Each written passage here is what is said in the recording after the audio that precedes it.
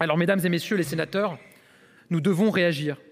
C'est pourquoi le président de la République a appelé ces dernières semaines à un sursaut collectif pour aider l'Ukraine et pour éviter le scénario du pire. La Russie ne peut ni ne doit gagner la guerre. Alors, dans un esprit de lucidité, en veillant à refuser toute escalade, nous prenons nos responsabilités. C'est le sens de l'accord de sécurité conclu entre le président de la République et le président Zelensky à Paris le 16 février dernier. Cet accord bilatéral, sur lequel nous vous demandons de vous prononcer, ce sont des engagements mutuels entre la France et l'Ukraine.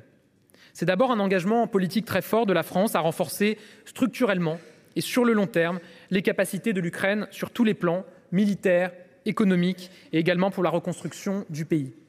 L'objectif est d'accroître la capacité de l'Ukraine à résister, d'accroître sa capacité de résilience, de décourager tout acte d'agression dans l'avenir. Cet accord fait suite aux engagements pris par les pays du G7 dans une déclaration adoptée le 12 juillet 2023 en marge du sommet de l'OTAN à Vilnius. Il s'inscrit donc, je le dis ici, dans une logique collective. En plus des pays du G7, 25 pays ont adhéré à cette démarche. Avec la France, ce sont déjà 7 pays qui ont conclu des accords similaires. L'Allemagne, le Royaume-Uni, le Canada, l'Italie, les Pays-Bas et le Danemark. C'est donc bien sur un élan de solidarité internationale que nous vous proposons de vous prononcer aujourd'hui. Quel est l'engagement des pays signataires d'un accord de ce type ? En cas de nouvelle agression russe contre l'Ukraine, il s'agit de lui fournir une assistance rapide, notamment en matière de sécurité, d'équipement militaire et d'assistance économique.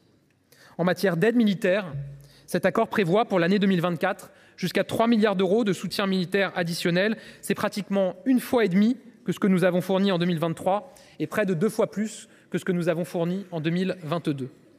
Par votre vote, nous vous demandons d'affirmer que la France est un partenaire militaire fiable de l'Ukraine, un partenaire capable de créer l'initiative, je pense notamment à la livraison de chars légers, un partenaire capable de livrer des capacités qui font la différence sur le terrain, je pense notamment à nos canons César ou aux missiles de longue portée Scalp. En contrepartie de ces engagements financiers importants, l'Ukraine s'engage dans cet accord, pour sa part, à poursuivre sa trajectoire ambitieuse de réforme. Cela implique la poursuite des efforts importants initiés par les autorités ukrainiennes en matière de lutte anticorruption, de réforme judiciaire, de consolidation de l'état de droit, de décentralisation, de modernisation de son secteur de défense ou encore de transformation de son agriculture vers les standards européens. Cet accord est un acte fort. Il réaffirme le soutien de la France à l'Ukraine dans la durée. Et s'il n'est juridiquement pas soumis à la ratification du Parlement, le président de la République a souhaité qu'il vous soit présenté, que vous puissiez en débattre et que vous puissiez voter.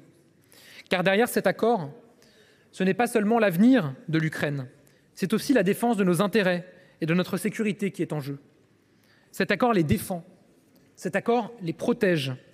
Et j'appelle évidemment à l'esprit de responsabilité de chacun au moment de le voter. Mesdames et messieurs les sénateurs, au-delà de cet accord qui fera l'objet de votre vote, la France prend ses responsabilités aussi en mobilisant la communauté internationale. Lors de la réunion qui s'est tenue à Paris le 26 février, avec les chefs d'État et de gouvernement de 27 États et leurs représentants, de nouveaux engagements ont été pris. Collectivement, nous avons décidé de continuer à renforcer notre soutien à l'Ukraine. Collectivement, nous avons choisi de renforcer nos efforts pour fournir à l'armée ukrainienne les munitions dont elle a besoin. Collectivement, nous avons décidé de renforcer la défense anti-aérienne et les capacités de frappe dans la profondeur des forces ukrainiennes. Une 9e coalition internationale a été créée en ce sens. Enfin, de nouveaux axes d'efforts ont été identifiés et proposés, sur lesquels chacun pourra s'engager comme il le souhaite et autant qu'il le souhaite. Il s'agit de renforcer la défense cyber et les capacités de déminage ukrainiennes, d'être en mesure de coproduire de l'armement en Ukraine, d'assurer la défense des pays directement menacés par l'offensive russe, comme la Moldavie, et d'être en capacité de soutenir l'Ukraine pour qu'elle puisse continuer de sécuriser sa frontière avec la Biélorussie. Ces engagements ont porté leurs fruits. Loin des caricatures des partisans de la défaite permanente et du déclin, la France a donné un nouvel élan de soutien à l'Ukraine. Lors de la conférence ministérielle de suivi organisée la semaine dernière, sous l'égide du ministre de l'Europe et des Affaires étrangères et du ministre des Armées, des dizaines d'États partenaires ont accepté de se saisir de nos réflexions, de s'engager et même de prendre la tête des travaux sur certains chantiers. Grâce à la volonté du Président de la République, à l'engagement du Gouvernement, la France est à l'initiative, elle est moteur. Nous avons posé toutes les options sur la table, sans logique d'escalade, sans faux semblants. Cela a permis un électrochoc salutaire, a donné un coup d'accélérateur à la réaction internationale. Nous avons assumé notre rôle, les travaux sont lancés, nous proposons et nos partenaires sont libres de participer, d'avancer et de contribuer. Enfin, je veux le dire clairement ici, dans un moment aussi grave, dans une situation aussi complexe, il n'y a pas de place pour l'instrumentalisation. Le message du Président de la République a été très clair.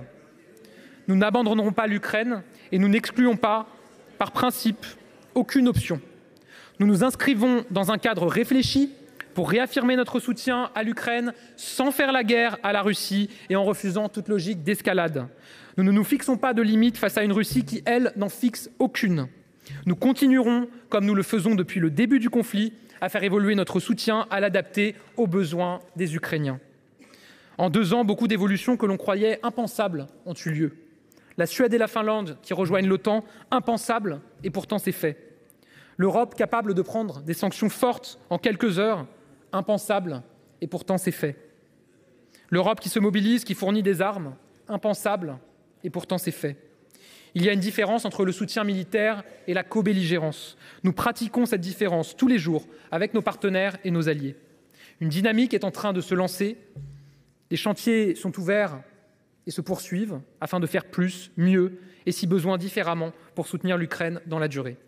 Mesdames et messieurs les sénateurs, ces propos sont fermes, je le sais, mais je veux ici rappeler qu'aucun pays plus que la France n'a œuvré au dialogue avec la Russie, n'a œuvré pour ramener ses dirigeants à la raison. Que ce soit dans les négociations du format dit Normandie avec l'Allemagne dès 2014, sous l'égide du président François Hollande et repris par le président de la République.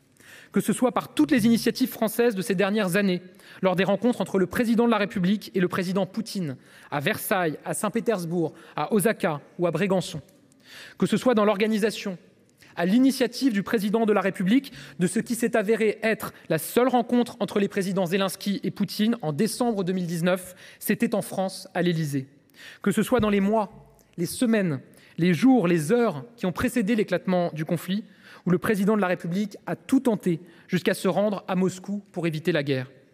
À toutes les étapes, notre engagement pour l'Ukraine a été constant, en faveur de sa souveraineté et du respect de son intégrité territoriale, sans volonté d'ostraciser la Russie. C'est la raison pour laquelle la position de la France en faveur de la paix est inchangée.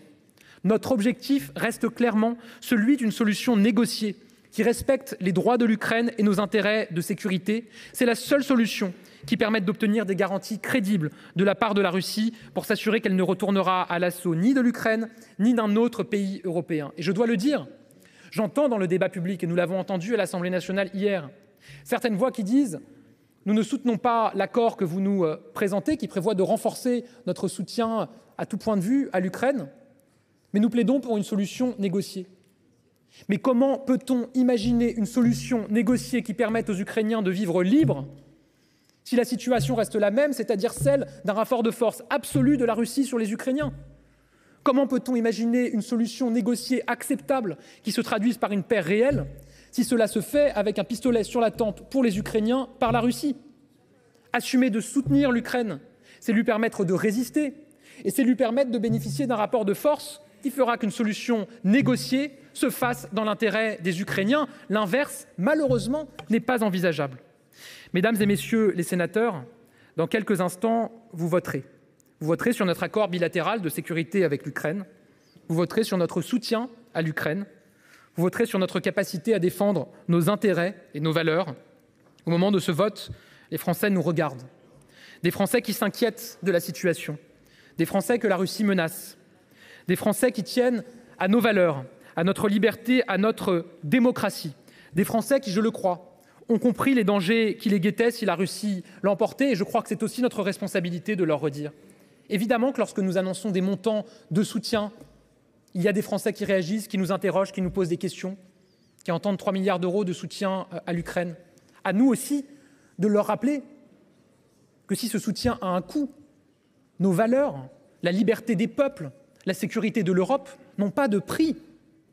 Et que si la Russie venait à l'emporter sur l'Ukraine, ce serait bien des moyens supplémentaires budgétaires qu'il faudrait engager pour soutenir les Français face aux conséquences que j'ai évoquées tout à l'heure sur l'inflation des prix alimentaires ou de l'énergie, qui serait pire encore que celle que nous connaissons aujourd'hui. Évidemment, l'Ukraine aussi nous regarde. Je salue son ambassadeur qui est présent. Elle attend la confirmation